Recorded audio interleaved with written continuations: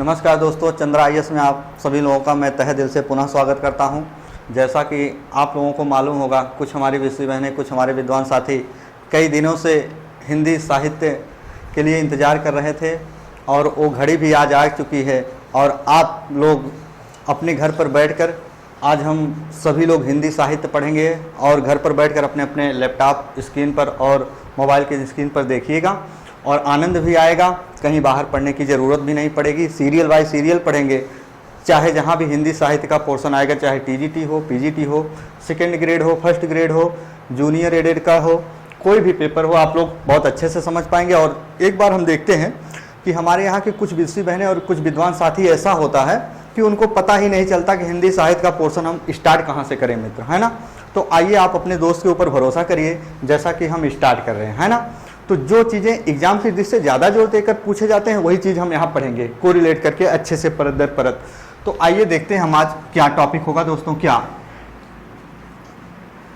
होगा दोस्तों? हिंदी साहित्य का इतिहास। क्या होगा दोस्तों? हिंदी साहित्य का इतिहास।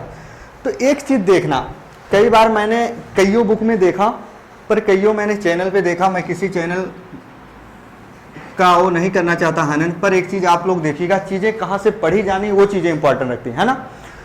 तो हम हिंदी साहित्य की परिस्थितियाँ, धार्मिक परिस्थितियाँ, स्थितियाँ, ये सब नहीं पढ़ने वाले हैं, ये सब एग्जाम में नहीं आते हैं।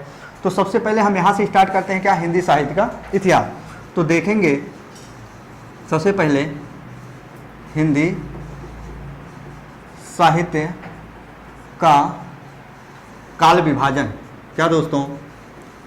काल विभाजन। तो हिंदी साहित्य का काल विभाजन। तो हिंदी साहित्य का काल विभाजन हुआ। काल का पर्याय किससे होता है? आप लोगों को पता होगा किससे होता है? समय से। तो हिंदी साहित्य को कुल कितने कालखंडों में विभाजित किया गया? तो मित्र 4 विभागों में। आप लोगों को मालूम होगा क्या? हिंदी साहित्य को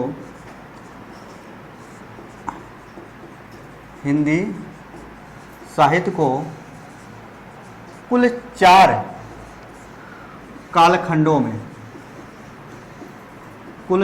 कालखंडों में क्या दोस्तों विभाजित किया गया?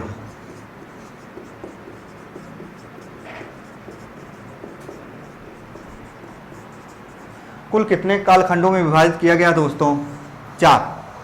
याद रखना, अगर आ जाए हिंदी का पहला प्रश्न कि हिंदी साहित्य को कुल कितने से कालखंडों में विभाजित किया गया, तो हम सभी लोगों का ऑप्शन क्या होना चाहिए आंसर के रूप में दोस्तों? 4। आइए देखते हैं पहला क्या होगा दोस्तों। आप लोग जैसा कि जानते होंगे, पहला हमारा क्या होता दोस्तों? आदिकाल। क्या होता दोस्तों? आदिकाल, है ना। और आदिकाल आप जानते हैं, आदिकाल को और क्या कहा जाता है दोस्तों? वीर गाथा काल। क्या दोस्तों? वीर गाथा काल। आदिकाल का दूसरा नाम क्या होता दोस्तों? वीर गाथा काल। आदिकाल के बाद जो हमारा आया वो क्या होगा दोस्तों? आप लोगों को पता होगा क्या होगा? भक्ति काल। और भक्ति काल का दूसरा नाम क्या था मित्र? आप लोगों को पता होगा क्या? पूर्व मध्य काल। क्या? पूर्व मध्य काल, यानी भक्ति काल को पूर्व मध्य काल भी कहा जाता था। और इसके बाद हमारा क्या आता है दोस्तों? आप लोगों को पता होगा क्या? रीतिकाल। बहुत अच्छे से पढ़ेंगे, आराम आराम से पढ़ेंगे। कुछ हमारे मित्र कहते हैं कि सर समय का पीरियड आ गया, समय आ गया, पेपर का समय आ गया, कैसे कोर्स पूरा होंगे? दोस्त आप लोग धैर्यपूर्वक पढ़िए।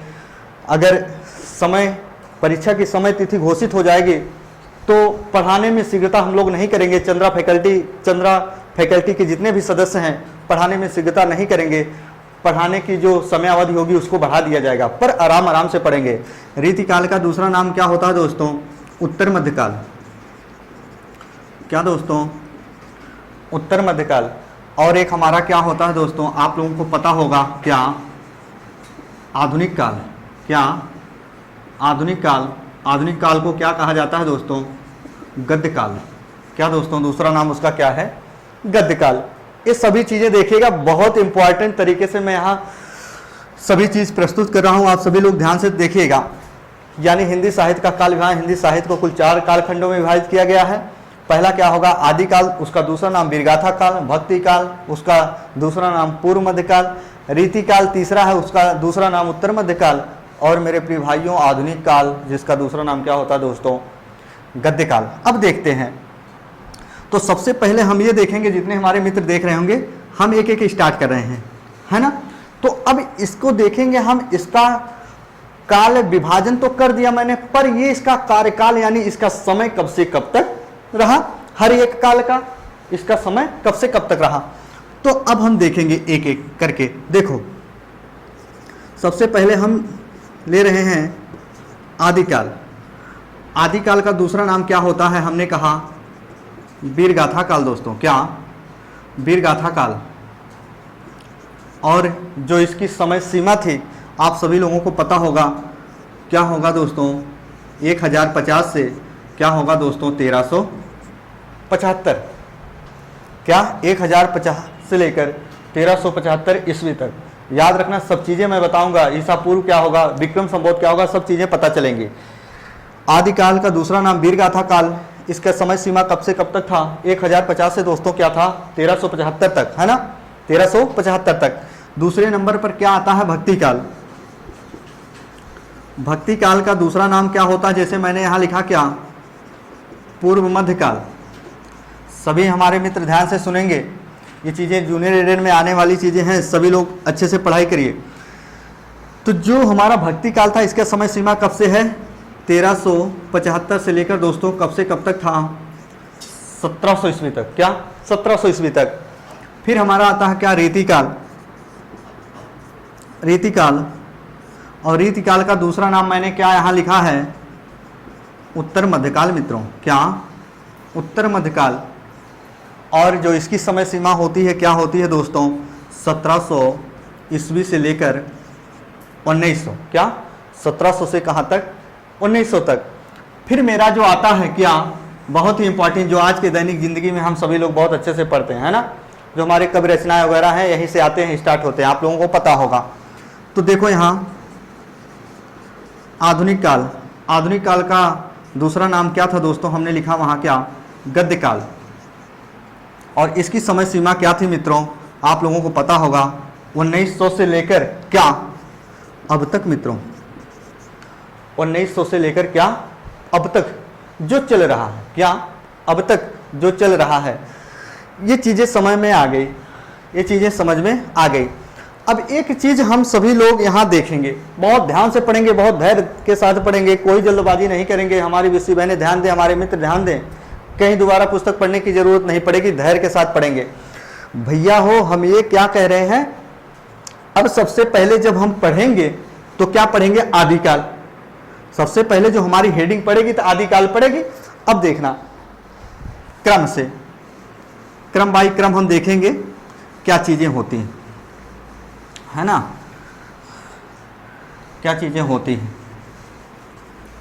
सबसे पहले अब हम देखेंगे, जब हम स्टार्ट करेंगे क्या, आदिकाल जो वीरगाथा काल है, तो एक चीज भाई ये ध्यान देना आप सभी लोग, आदिकाल को क्या क्या कहा गया, आदिकाल को क्या क्या कहा गया। आदिकाल को तो वीरगाथा काल कहा था, पर आचार्य रामचंद्र शुक्ल के अनुसार ये ही आदिकाल का दूसरा नाम वीरगाथा काल पड़ा था। मैं बातों को पूरा दोहरान कर रहा हूं मित्रों कि आदिकाल का वीरगाथा काल जो नाम पड़ा दूसरा, ये किसके अनुसार पड़ा, आचार्य रामचंद्र शुक्ल के अनुसार पड़ा मित्रों। दोबारा मैंने दोहरा दिया, अब सुनिएगा। इसी आदिकाल को क्या क्या कहा जाता है, वीरगाथा काल कहा जाता है दोस्तों। क्या कहा जाता है, प्रारंभिक काल कहा जाता है। क्या कहा जाता है, प्रारंभिक काल भी कहा जाता है। और क्या कहा जाता है दोस्तों, आरंभिक काल भी कहा जाता है, आरंभिक काल भी कहा जाता है। और क्या कहा जाता है दोस्तों, याद रखना, चारण काल भी कहा जाता है। हमारे विषय बहने, हमारे विद्वान साथी जो तनिक सा भी कुछ हिंदी साहित्य पोर्शन तैयार किए होंगे उनको पता होगा कि आदिकाल को वीरगाथा काल भी कहा जाता है, प्रारंभिक काल भी कहा जाता है, आरंभिक काल कहा जाता है, चारण काल भी कहा जाता है, सिद्ध सामंत काल भी कहा जाता है मित्रों। क्या, सिद्ध सामंत काल भी कहा जाता है ना, कहा जाता है। और यहाँ तक बीज वपन काल भी कहा जाता है। क्या बीज वपन काल भी कहा जाता है? क्या बीज वपन काल भी कहा जाता है? एक चीज देखिएगा, प्रश्न यहां से स्टार्ट हो गया। आपको कहानी में इतनी बार बोल देगा वैसे याद हो जाएगा। सभी विषय बहने ध्यान दे, विद्वान साथी जितने भी लोग देखेंगे अच्छे से। तो अब ये चीजिया किसने किसने क्या क्या नाम किसने कहा, ये जरूरी है जानना। एग्जाम में जो चीजें यहाँ से आएंगी, मैं यहीं से स्टार्ट किया, इसीलिए आदिकाल चल रहा है एक एक करके। आदिकाल, वीरगाथा काल, प्रारंभिक काल, आरंभिक काल, चारण काल, सिद्ध सामंत काल, और भाई क्या बीज वपन काल भी कहा जाता है। इसके अनेक नाम हैं। तो अब इसका नमूना जो रखे हैं कौन कौन किसके अनुसार क्या हुआ वो देखते हैं हम फटाफट, है ना। ये चीजें देखिएगा जरा।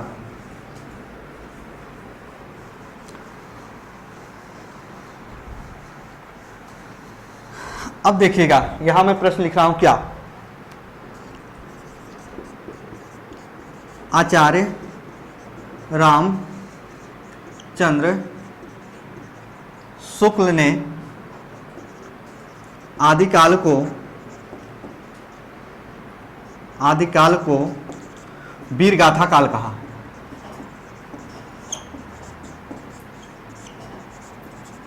किसने क्या कहा भैया? पहला प्रश्न मेरा ये रहा, आचार्य रामचंद्र शुक्ल ने ही आदिकाल को क्या कहा था दोस्तों? वीरगाथा काल कहा था। क्या कहा था? वीरगाथा काल कहा था। याद रखिएगा। अब हमारे एक थे क्या? मिश्र बंधु। क्या दोस्तों? मिश्र बंधु। मिश्र जो बंधु जी थे हमारे, ये क्या कहें कि जो हमारा आदिकाल है वो क्या माना जाता है दोस्तों? प्रारंभिक काल। क्या मिश्र बंधु के अनुसार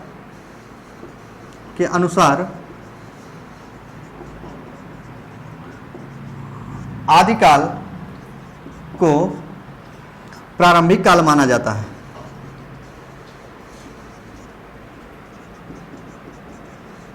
है।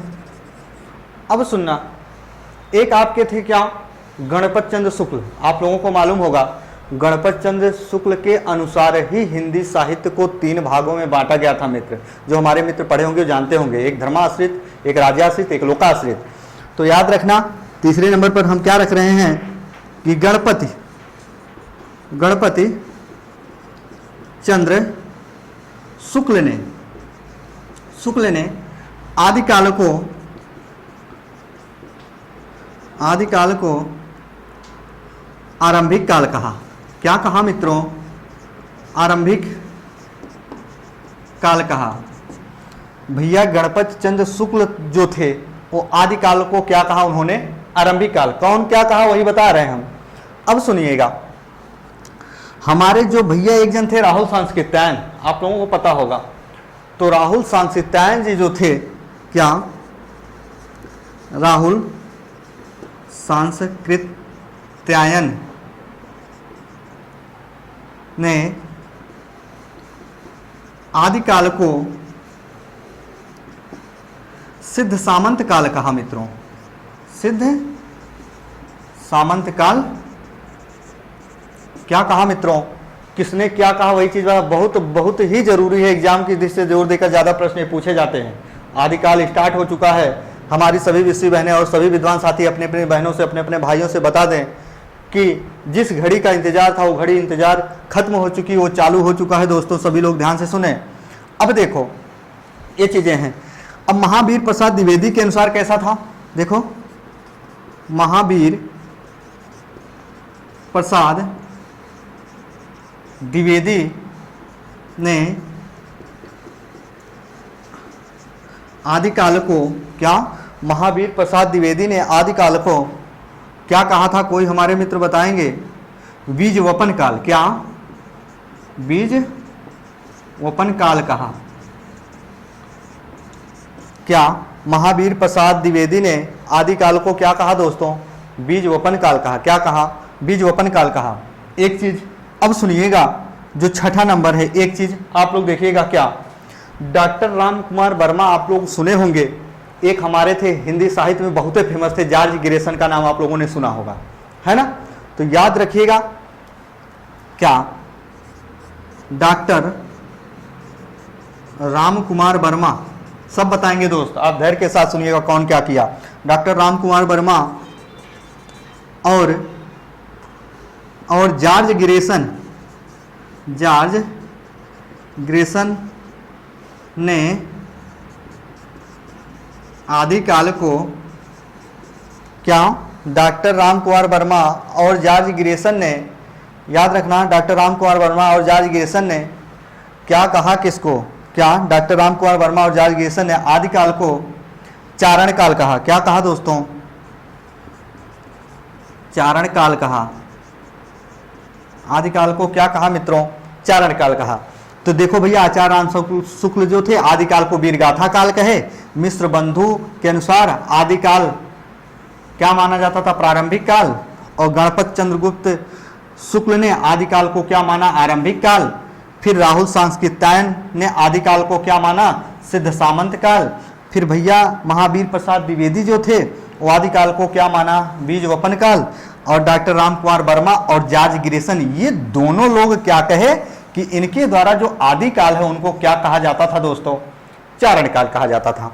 ये चीजें आप लोगों को मालूम होना चाहिए कि आदिकाल के इतने नाम किसके द्वारा क्या माना गया था।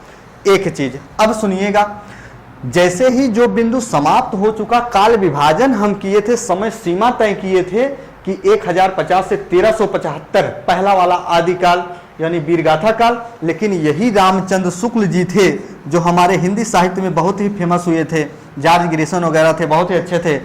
इनके द्वारा क्या था? आदिकाल यानी वीरगाथा काल का समय सीमा ये कहे थे भैया हम मानते हैं 1000 से, याद रखिएगा क्या, 1000 से 1375, क्या 1000 से 1375। तो ये रामचंद्र शुक्ल के अनुसार था, याद रखिएगा, बल्कि सर्वसम्मत के अनुसार नहीं था। मित्र मैं बार बार कह रहा हूं, सर्वसम्मत का मतलब ये हुआ जितने भी हैं इनके सभी के अनुसार सिर्फ नहीं था, सिर्फ आचार्य रामचंद्र शुक्ल के अनुसार आदिकाल का जो समय था वो क्या माना गया था मित्रों? 1000 से लेकर 1375। ये चीजें मैं कह रहा हूं बार बार एग्जाम में पूछी जाती हैं। तो आज का मेरा बिंदु यहाँ तक था। आप लोग सभी, हमारी जितनी विद्वान बहनें होंगी, विद्वान साथी होंगे, बहुत अच्छे से इसको पढ़िएगा।